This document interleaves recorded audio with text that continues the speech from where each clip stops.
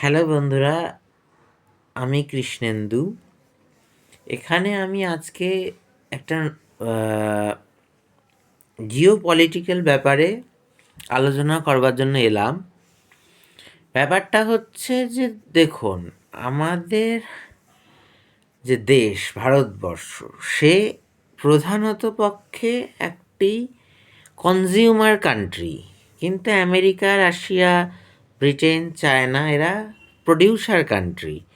কিন্তু ভারতও ধীরে ধীরে অনেক কিছু করে ফেলছে, যেমন ভারতের সঙ্গে রাশিয়ার চুক্তি আছে। এখানে 75% ভারতের অস্ত্রই রাশিয়ান ইন্ডিয়ান যৌথ উদ্যোগে তৈরি হয়। কিন্তু যেটা শঙ্কার বিষয়, ভয়ের বিষয়, আতঙ্কের বিষয়, সেটি হলো এখানে আপনারা দেখতে পাচ্ছেন প্রাকৃতিক গ্লোবে ভারতের ম্যাপটি। এটা যদি আরেকটু কাছে নিয়ে যাওয়া হয়, এখানে দেখবেন এই যে এই অঞ্চলটিতে ডিয়াগো গার্সিয়া, এখানে যদি একটু বড় করে দেখানো যায় তাহলে এই দেখুন, ডিয়াগো গার্সিয়া ইন্ডিয়ান ওশেনের ওপর। এখানেও আমেরিকা নিজের এয়ারবেস বানিয়ে রেখেছে। এবং বাংলাদেশের এই গ্লোবটিতে দেখা যাচ্ছে না, তবে বাংলাদেশের কিছু একটা এই অঞ্চলটাতে সেন্ট মার্টিনস বলে একটা দ্বীপ আছে, সেখানেও আমেরিকা এয়ারবেস বানিয়ে রেখেছে। শেখ হাসিনাকে সরানোর উদ্দেশ্য কি? যে শেখ হাসিনা এয়ারবেস বানাতে দেয়নি আমেরিকাকে, তাই আমেরিকার দরকার ছিল ইউনিস খানের মতো একটা পুতুল রাজার। সেই জন্য আমেরিকা এখানে শেখ হাসিনাকে তাড়িয়ে এখানে সেন্ট মার্টিনস আইল্যান্ডে, যেটা দেখবেন কিছুটা এই জায়গায় অবস্থান করছে, এখানে এয়ারবেস বানিয়েছে। এবার এরা চাইছে আফগানিস্তানের এই কোনো একটা জায়গা, আমার এখনই ঠিক নামটি মনে পড়ছে না এয়ারবেসের, এখানে এয়ারবেস বানাতে চাইছে। মানে এরা ভারতকে চারিদিক থেকে ঘিরতে চাইছে।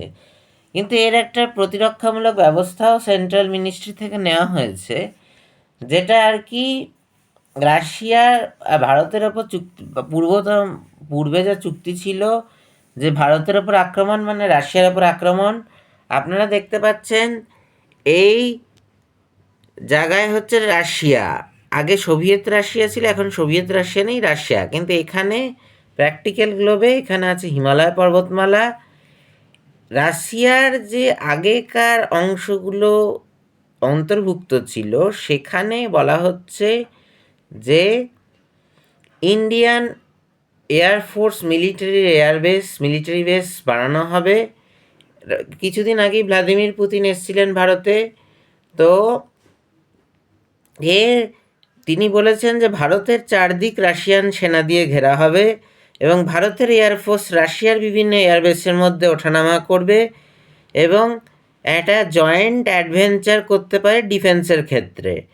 তো এখন প্রশ্নটা হচ্ছে যে আমেরিকা রিসেন্টলি আপনারা শুনে থাকবেন এখান থেকে এখানে ভেনিজুয়েলার ওপর ড্রাগস আমেরিকায় সাপ্লাই করার অজুহাত দেখিয়ে অ্যাটাক করেছে। এই অঞ্চলটিকে যদি ভালো করে দেখেন, এখানে এই অঞ্চলটির মধ্যে যে রাস্তাটা আছে, যে রাস্তা দিয়ে তেল চীনে যায় এবং ওখানে যায়, চীন এবং অন্যান্য কান্ট্রিতে যায়। এই ভেনিজুয়েলার এই অংশটা, এই যে দেখতে পাচ্ছেন আপনারা ভেনিজুয়েলা লেখা আছে, ভেনিজুয়েলার এই অংশটা গ্যাস এবং তেলের বড় মাত্রা একটা রিজার্ভার আছে কোস্ট লাইন এরিয়ায়। এবার একটা কথা জেনে রাখবেন যে গ্যাস এবং অয়েল অ্যান্ড গ্যাস এবং খনিজ সম্পদ যার কাছে যত বেশি আছে, সে প্রযুক্তিবিদ্যা ইঞ্জিনিয়ারিং শিল্পে তত উন্নত হয়। আমেরিকার প্রথম থেকে একটা হিস্ট্রি আছে যে ওরা যেখানেই গ্যাস, অয়েল, খনিজ সম্পদের ভাণ্ডার থাকে, প্রাকৃতিক সম্পদের ভাণ্ডার থাকে, যদি সেই কান্ট্রি নিউক্লিয়ার কান্ট্রি না হয়, দুর্বল কান্ট্রি হয়, সেই কান্ট্রির ঘরে ডাকাতি করে আমেরিকার অর্থনীতি চলে। তো ড্রাগসের সাপ্লাই কিন্তু চীন থেকেও আসে, এই সুদূর এখানে দেখুন এই অঞ্চলটাতে। কিন্তু চীনকে কিছু করার ক্ষমতা আমেরিকার নেই। খালি চীন যে এখান থেকে গ্যাস অয়েল নিয়ে যাচ্ছিল, সেখানে এরা একটা ব্লকেজ করে দিয়েছে এবং এখানে কালকে রাত থেকে আজকে পর্যন্ত যা খবর আসছে, এখানে এয়ারফোর্স, নেভি, আর্মি দিয়ে স্ট্রাইক করেছে ইউনাইটেড স্টেট অফ আমেরিকা। তো যাই হোক, আমি পরিশেষে একটা কথাই বলবো, যে ভারতকে যদি নিজের এয়ার সুপিরিয়রিটি, নেভি সুপিরিয়রিটি মানে আপনারা জানেন সার্বভৌমত্ব, এবং আর্মি সুপিরিয়রিটি বানাতে হয়, ভারতকে কিন্তু ভারতের অঞ্চলে থাকলে চলবে না। ভারতের অ্যালাইড দেশগুলোর সঙ্গে বিভিন্ন জায়গায় মিলিটারি এয়ারবেস, আর্মি বেস, যাই বলতে পারেন, সেগুলো বানাতে হবে।